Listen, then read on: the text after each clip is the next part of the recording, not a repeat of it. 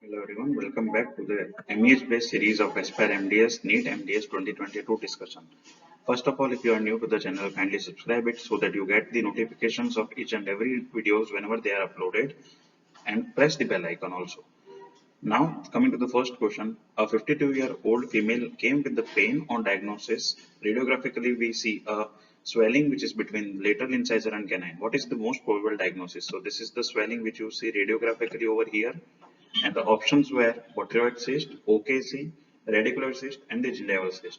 So the answer over here is botryoid cyst. Now we'll talk about what is botryoid cyst. Now that botryoid cyst is just a variant of lateral periodontal odontogenic cyst. Now, this lateral periodontal cyst or odontogenic cyst, they develop from the lateral roots of vital teeth, and the botryoid odontogenic cyst, they are the multilocular variants of this lateral periodontal odontogenic cyst also. And these cysts are most frequently seen in the anterior location, mostly in case of mandible, and less preferably they are seen in maxilla. Now, the treatment of this botryoid cyst is enucleation. The lateral periodontal odontogenic cysts occur rarely, but the recurrence of botryoid odontogenic cysts is more common. So this is the first question. Coming on to the second question, give the name and use of the given instrument in the image over here.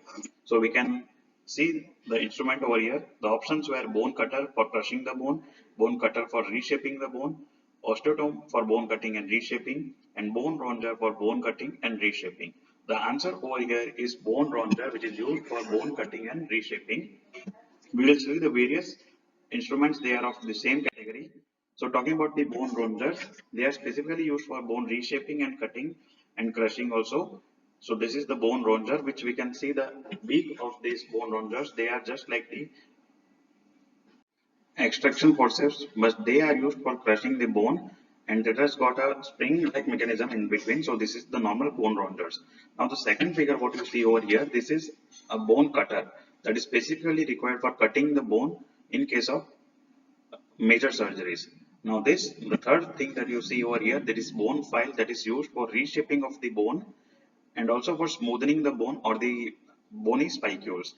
Now this thing over here is the bone osteotome, specifically used for the melting purpose, what we can say, okay, or bone cutting only. But you need to remember the shape of this osteotome. Coming on to the next question.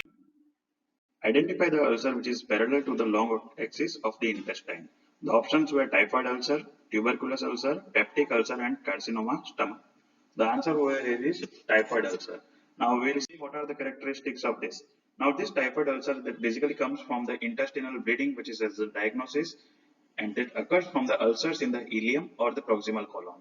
The most common colonoscopic manifestations are the multiple variable size punch out ulcerations. Now the shape of the ulcers is usually ovoid, and it is the longest diameter, they are parallel to the long axis of the gut, okay, and the formation does not occur, the scar formation or the stricture formation does not occur after the healing, and the edges are usually soft, swollen, and irregular.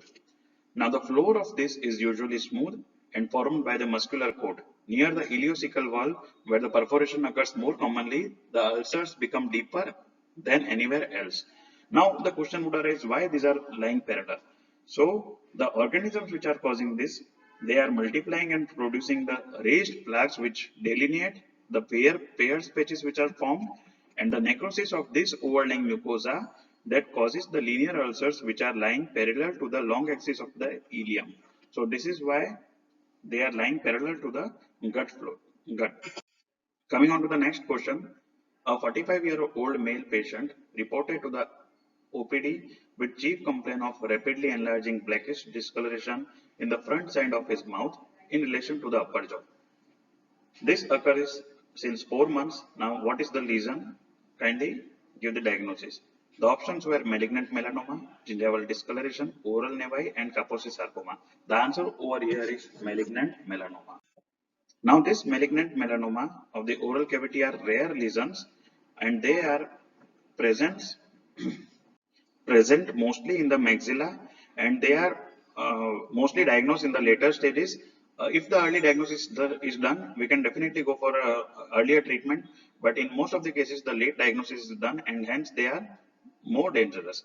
Now the another question that would be coming for diagnosis of malignant melanoma is the ABCD criteria, where A lies for asymmetry, B lies for border irregularities, C lies for color variations, D lies for diameter which is greater than 6 millimeter, and the E for elevation on the raised surface. This criteria is used for detection of the cutaneous melanoma, which could be useful in the diagnosis of oral melanomas.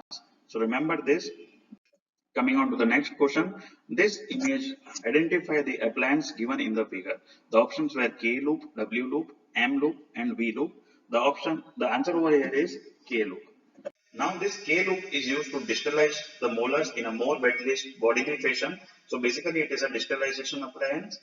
While most of this distalizing appliance result in an undesirable tipping of the molars, this specifically V bend, which is seen over here in the K loop, it moves the crown as well as rule entirely in a bodily fashion. So this is a distalization appliance known as K loop. So that's all for this video. Thank you.